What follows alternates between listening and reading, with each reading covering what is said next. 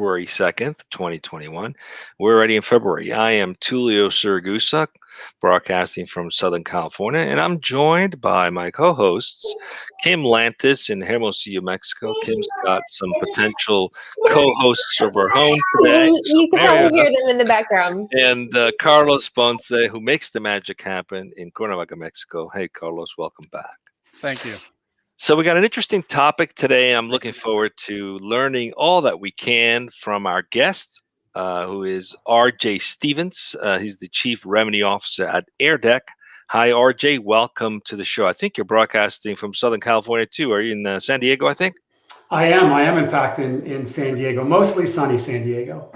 Nice. Yes, it's just a little further north from you in Orange County. So we're neighbors. Well, you know, it's funny. We're neighbors, and here we are on live video. And this is what I think the conversation's about today is how much can be done with these kinds of initiatives, these kinds of technology. But before we get into the topic, let's get to know you a little bit. Please, RJ, tell us a little bit about yourself. Introduce yourself to the audience.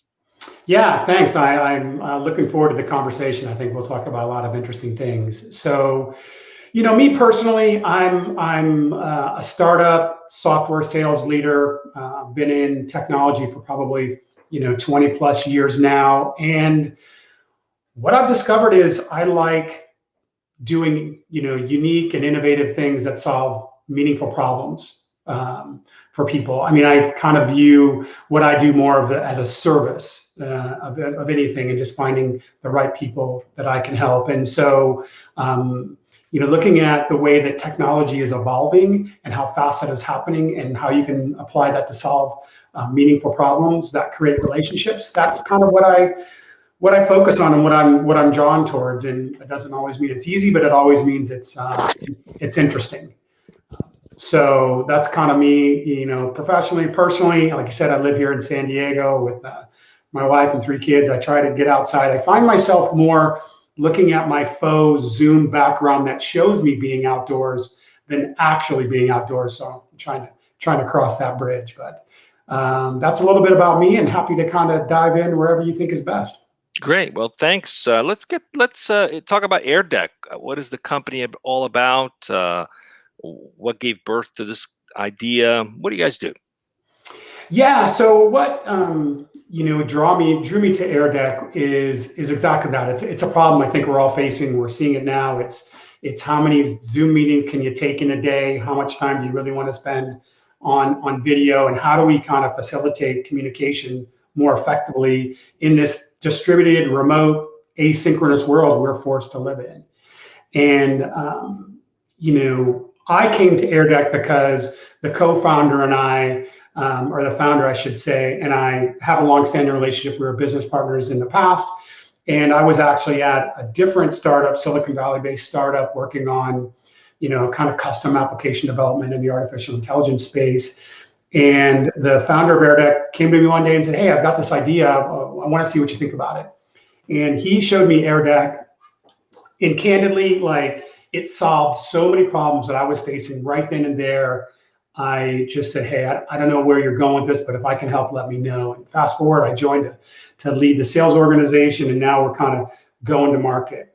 And the kind of the genesis of the company was Jason Weaver, our founder, is kind of a serial entrepreneur. He was looking to start a company, and he was having trouble getting traction with his audience and with venture capitalists. And so one day he decided what he was going to going to take this long PowerPoint that he had, and he was going to do a video of him giving it. And it took him like 10 or 15 tries. He kept messing up and starting over. And eventually he got it. And so he sent it out, and lo and behold, people watched it. And they were captivated by it. And they go, "Oh my gosh, now I get it. I've got these 5 questions. Can you send me another video?" And it was so difficult for him to produce. He's like, just can't be the only option for me to do this. And that's where he decided to come up with Airdeck. How do you use your voice to convey contextual information and facilitate a connection? But how do you do it at scale?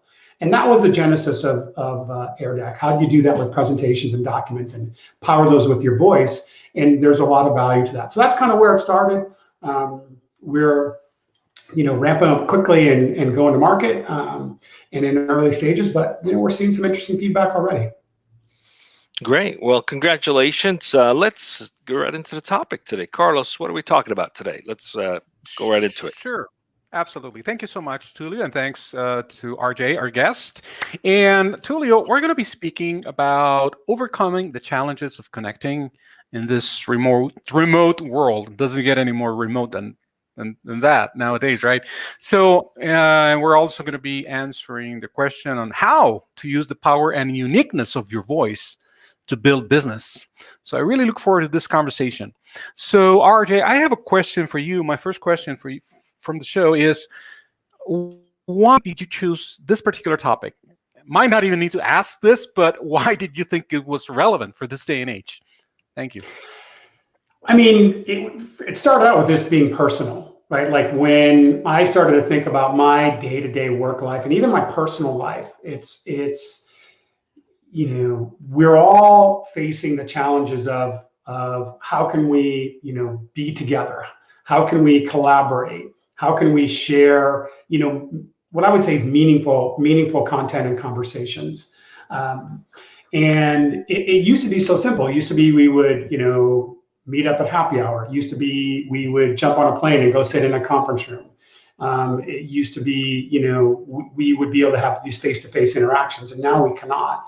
And, Zoom has been really popular, but I think people are getting a little, frazzled with that a bit and coordinating all that. It was just challenging. So how can you do it more effectively and still do it meaningfully? So it was solving my problem as a sales leader and as a company leader in trying to connect with my clients and my prospects, but also saw it solving problems personally. And so to me, that was big enough that it was something worth diving into and really putting my time and efforts into. So that's really where it started.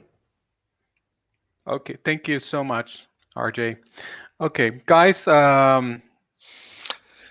would anybody else like to do the honors? Yeah, absolutely. Let's go right into it. So obviously that problem has become accelerated in today's world, at least this past year, and at least for the foreseeable future. Who knows how long that will be? Hopefully shorter than longer. But so what are some of the challenges that you're seeing in working with clients that they're still facing, and how do you solve those with your platform? Well, I think it's really comes down to time and efficiency, right? And how do you maintain and facilitate conversations and engagement, and do so in a way that works around your schedule too, right? Like, we're all conditioned to consume content whenever we want it, right? We're watching Netflix and binge watching shows. We're listening to Spotify and podcasts and all these things and getting on-demand content. Yet we're still trying to schedule like live meetings and conversations, and it's just candidly a challenge. It takes a long time. It gets pushed out. And so the problems that we're seeing our clients have is, how do you maintain like the flow of an engagement, and how do you do so without these big prolonged gaps? Because it causes business problems. Your projects take longer, meetings take longer, it slows down revenue. There's just a bunch of those things that are the byproduct of that inefficiency. So if you could do it more asynchronously, where it's a back and forth, and still make it contextual, you can probably address some of those things, and then focus your live time for what is really warranted with that. And so that's the biggest challenge we're trying to do, is how do you kind of balance all that and still, not be working 15 hours a day. I mean, if you look, you're in multiple places around the world, right? How do you sync up on time zones? I've been with companies that had 17 different time zones of their staff. How do you manage? It's like it's almost impossible, right? So that's a big problem today as we become more of a global sort of, all of our organizations are becoming global. I from what I've investigated a bit about Airdeck, I think what I'm hearing, you all know the meme, right? Or the eye rolling of, this meeting could have been an email kind of joke. So now we see that this meeting could have been an Airdeck. Like, let's put it on a presentation. Let's add some voice. I like how you're adding more elements. Right? That's a good one. You've got this visual. Now you have the auditory component, making it more personal, which I think is always appreciated, especially when we're having to work at a distance. One of the use cases that I think I'm seeing here would be even with in Cora. Here we have a prolonged, at least a 2-week long onboarding process for any of our new teammates. As we're ramping up and as we're growing, some of us, including myself, who give it's now a weekly onboarding presentation of this is who we are, this is this area, this is how it works. And I'm thinking, well, wouldn't this be cool? I could make an Airdeck out of this. People could watch it.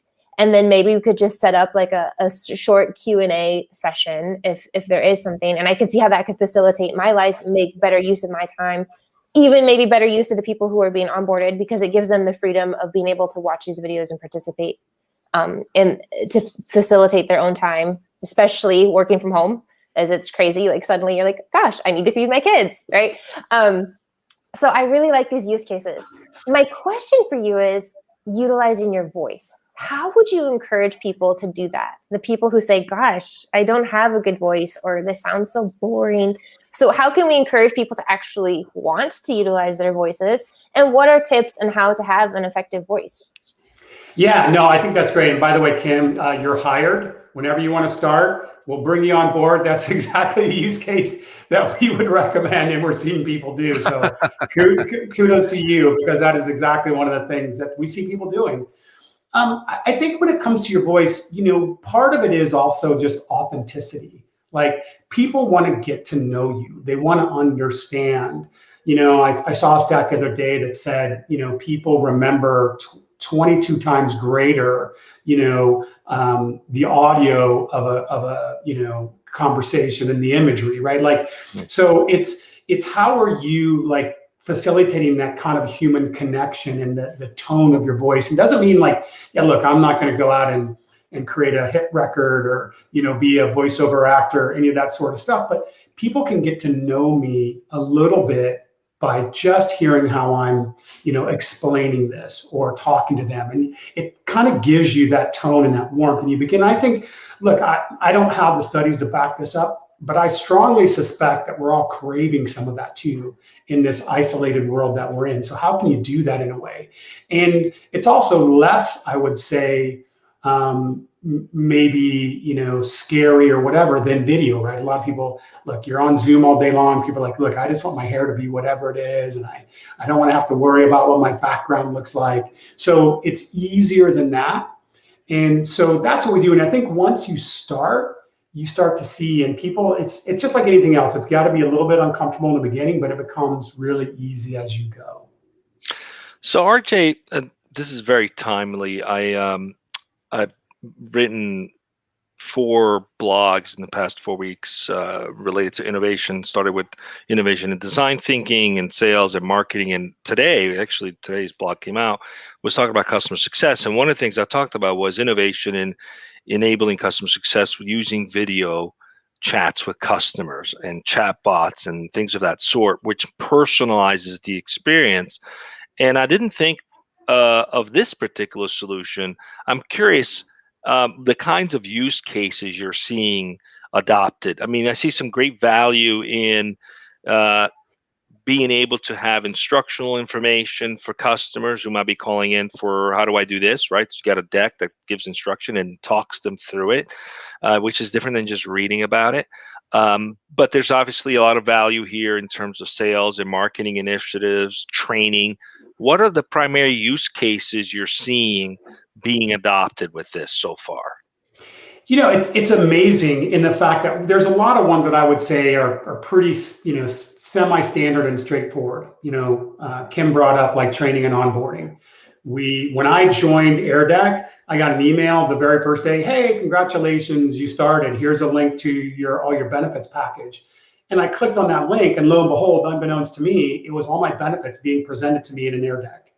And they were a client. I had no idea. And it was like, wow. And I could go back and watch what I didn't catch. And I didn't have to schedule a meeting. Or, QBRs, like we have a client, they have 1,500 customers. The top 100, they do, quarterly business reviews and they take the time, but those other 1,400 clients, what are they getting? If you could easily do, a download of some of the reports and walk them through, here's what we tried, our goals for this month or this quarter, here's how you performed, here's maybe some ideas of what we could do next quarter, you ship it off, you track their engagement, see what they're seeing, see what they're most interested in. It's interactive. You can ask questions, you can put in a survey, you can do that at scale. But to the point of the use cases, we see different use cases like almost every week. We actually saw a client that went in, put up a picture of their family holiday, greeting card, and then voice narrated out their holiday greetings and sent out via emails. And we're like, wow, what a great idea. So our CEO, made one, sent it out to all of our clients, right? It's like we're seeing new ways that people are using this like we couldn't even dream of. Next generation Instagram. I love it. I have a question, RJ, and this might be more tied to personal curiosity than anything else. But let's see if there's something that we can come up with. Many times when I listen to my own voice, and this is something that happens with a lot of people, I don't like it. For some reason, it's like I hear myself and I go, nah, there's something to hearing or listening to one's own voice. 12-year-old that's speaking. We don't like it, right? So has this particular aspect or psychological trait, let's just call it, that a lot of people have, has somehow gotten in the way of adoption on the tool or on the platform? Or how has this element, if applicable, affected adoption? Yeah, or even rejection. Right. Yeah. No, I think there's a couple things. One is like you do have, and we have the ability to, like, if you want to use a voice actor to kind of narrate, maybe it's more of a piece of marketing collateral, and it can come off very polished. But I think there's a pro and a con to that, going back to the authenticity piece, right? And I think we've all been forced to become more accepting of being on video or hearing that. And so, I would say, look, you don't have to necessarily listen to it yourself, but if you put it out there, I haven't really seen or heard use cases where, I appreciate, people's individuality. So we haven't really seen a lot of pushback. I think if we were selling this, like, we tend to be connecting with executives, sales, customer success, marketing, those sort of groups inside of an organization. We work with teachers in higher education. We have like 1,000 K-12 schools using us. We have professors at Northwestern and Columbia doing courses on it. So most of the people that we're talking to already are kind of used to presenting or going out there, right? I think if we were selling this to developers, we might not think it's, but typically the groups that are engaging with are just trying to find a more effective way to do this. I see. Yeah. Okay. Right. And the delivery is it on the cloud? So you just send the link. You're not sending an attachment, because so someone could argue, okay, I can do voiceover on a PowerPoint, but then you got to send a 100 megabyte, attachment or whatever the size ends up being. Yeah, and with my steam-powered internet, I just want to. Sustainable. Right. Well, and the other thing is, then you're not able to track it. You're not able to see where are they engaging the most. It's not interactive. Right. Another thing is, on the cloud, let's say you put it together a presentation and you made a mistake, or you changed something you want to change. You can go back and change it later. The next time it's viewed, all the most recent content's being pulled forward. So you do have some ability to control content that way, as well as make it interactive. So there's a lot of reasons why, we would say that this is, I don't want to necessarily say better than video, but just a different way to make it a richer experience. So is there like A/B testing available then with that feature? Like which got more traction than the other? No, it's more of an analytics dashboard. You can see, you can look and see on each slide how much time people are spending, where are they looking at it. If it's a survey, you can gather questions. Like you can voice narrate a survey in the midst of a deck and say, which of these things are you most interested in?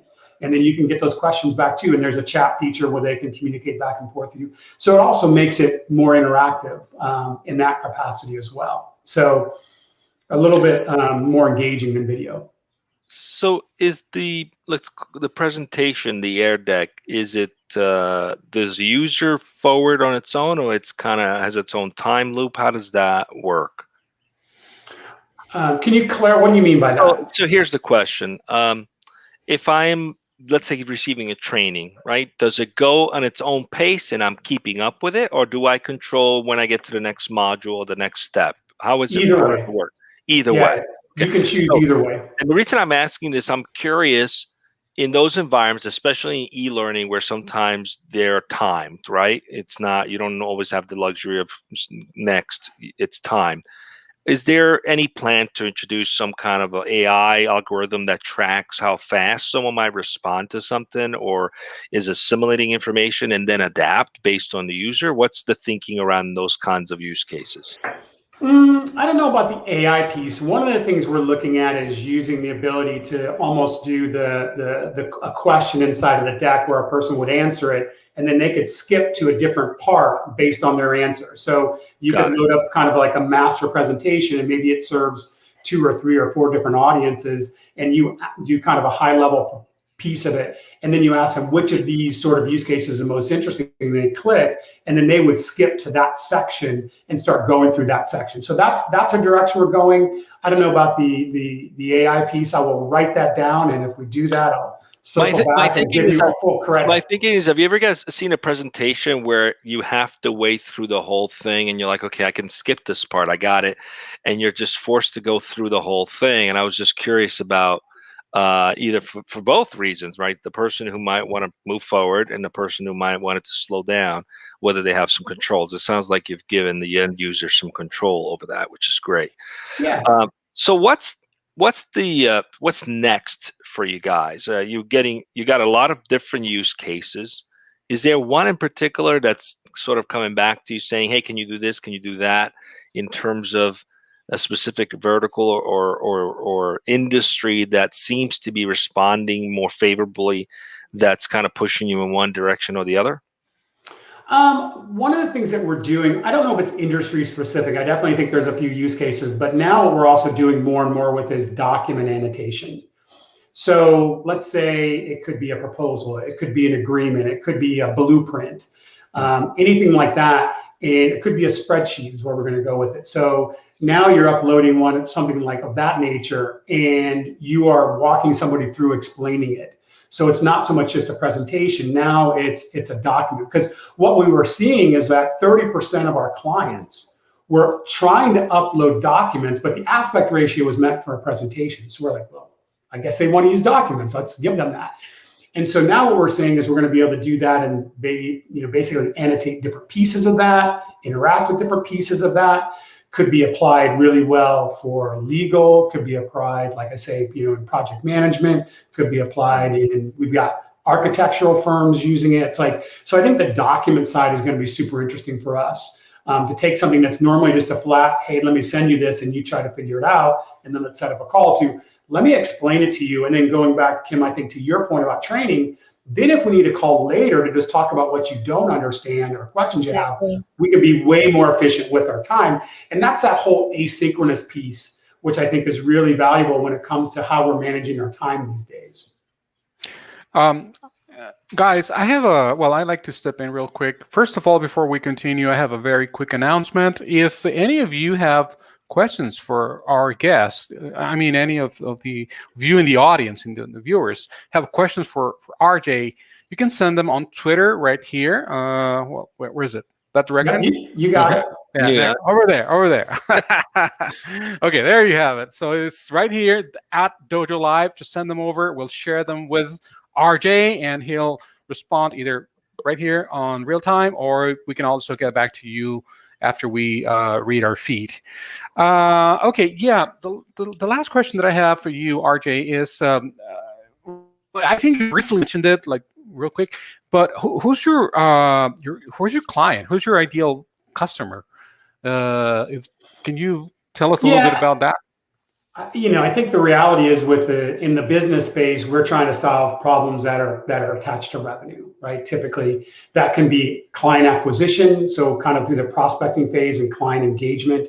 In my background, where I saw that this applying is like, once you're talking to a person, they would say, hey, can you send me that presentation as a follow-up? And, I, as a sales professional, would cringe like, okay, I just lost control. Like, I'm sending them something. I have no idea when they're looking at it. Are they sharing it with someone who really has no idea what I'm talking about? So we tend to focus in where we can tie this to how this is going to help someone, like I say, build their business, grow their business. But we're also seeing it on the retention side, increasing customer satisfaction, getting someone, using it for maybe, let's say, like new feature releases and product marketing. How do you teach somebody to use a product? So now they're using your product more because you're teaching them with your voice and you're getting that level of engagement. So that's typically where we engage. But then we start seeing we have CEOs that use us for their weekly update throughout their company. So they're creating a deck each week. They're voice narrating a few slides. They're sending it out to all their different time zones and all their their employees. So now instead of having one meeting at 6 a.m. in the morning for their time and all over the globe, they can send it out. So it starts, once they start using it, it kind of just spreads inside of an organization across a whole bunch of different use cases. Thank you. Thank you, RJ. Yeah. That's always the challenge and the opportunity, right? Especially for a startup, trying to figure out where do we focus our attention and get really good at it. So curious to learn in terms of the company's culture, how do you go about validating ideas? Do you have a user base that you engage with on a regular basis? Do you go based on what the traction in the marketplace is looking at? How do you guys shape where to focus on? Because those are pretty diverse use cases. How are you guys adapting to the market? How did you do that? Yeah, well, that's a very timely question for us because we're working through that right now. Obviously, we're getting direct feedback from our existing clients about what's working, what's not working, best practices, those sort of things. It's interesting in the fact that we're actually having people we engage with, we're asking them, hey, make an Airdeck and send it to us. So, we can see what they're thinking and it gives us an asynchronous way. And we learn from them doing that. Like, oh, we wouldn't have thought of doing it. Like I had, somebody kind of show us a new way to do it just the other day. So it is collaborative in that nature. And really for us, it is, to your point, being very open to the ideas because there's so many different ones that are coming to us and then understanding where does that fit sort of in our prioritization.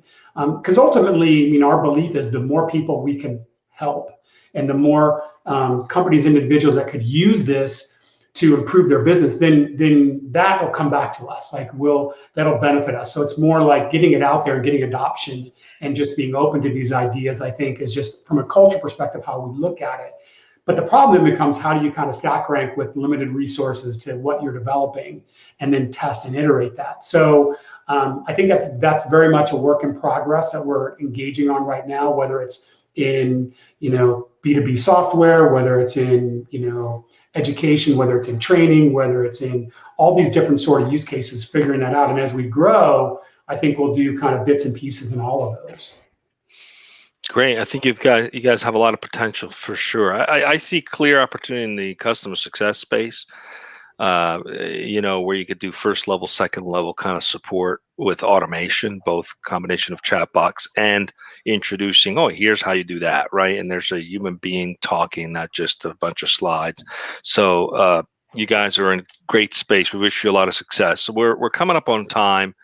In terms of building this out, what are some of the lessons you're learning as an entrepreneur that you might want to share with others who similarly may have a product or an offering that has a pretty far-reaching opportunity, but how do you go about, focusing and generating the outcomes that investors are expecting, right? What are some of the, what are the words of advice or wisdom you might have with those who are like, we can solve all the world's problems, but we've got to generate results for the investors. What advice do you have for folks? Yeah, that is such an important point. I mean, and that's really what I think the blessing and the curse of what we have. It could do so many different things. How do we stay focused? And so, what we're trying to do is basically create essentially two separate channels. One is an engaged channel where we're putting our time and effort and energy where we believe we can drive the most meaningful value for companies, and that's going to drive revenue for us. while also at the same time having more of an automated self-serve channel where people can come in, find us through what we're doing in marketing and outreach, and sort of, get engaged on their own and use it on their own. And so that allows us to kind of do both the breadth and the depth, I think. And then we're pulling learnings from that self-serve channel where we've got people coming on and doing, we saw one the other day where somebody put a family scrapbook with their pictures on it and voice narrated, hey, this is when we were down at the lake that summer, how great of a time that was. And that's, probably not, where we're going to focus our sales and marketing efforts today, but it's super fascinating to see. And it's applicable use cases. So the ability to kind of have a foot in both those camps is something I personally have never experienced professionally, but it's very interesting because we can take the learnings from one and apply it to the other. But to your point, we do have to take the resources we have. So we've got to be a little bit, guarded with our time somewhat and invest it where we think it does have the highest return and then start to roll it out. We just brought on a head of marketing and we're really attacking that right now and being open to where it takes us. So, but that is, you're right. I mean, these, VCs give you some money. I think they're expecting a return. Right. Well, it's been great to have you. We definitely want to stay in touch with you to see how you progress and what ends up happening. So many opportunities for this. Be curious to see how it plays out over time. We wish you a lot of success. Thanks for being with us today. Stay with us as we wrap up. Carlos, what do we got coming up? We have another show tomorrow. That's right, Tulio. We have a conversation with product innovator Tatiana Mahmoud. Mahmoud. I am yet to figure out the right pronunciation for that last name. I hope it's not Mammoth because I'm gonna look ridiculous here. So we're gonna be speaking about talking about customers. We're gonna be speaking about how a customer-centric culture creates great digital experiences. Tatiana has worked with big name companies like Nextdoor, Amazon, Salesforce, IDEO, so a number of them. So this conversation is going to be right here on DojoLIVE tomorrow at 12 noon as usual. I'll see you there and stay safe, everyone. Bye.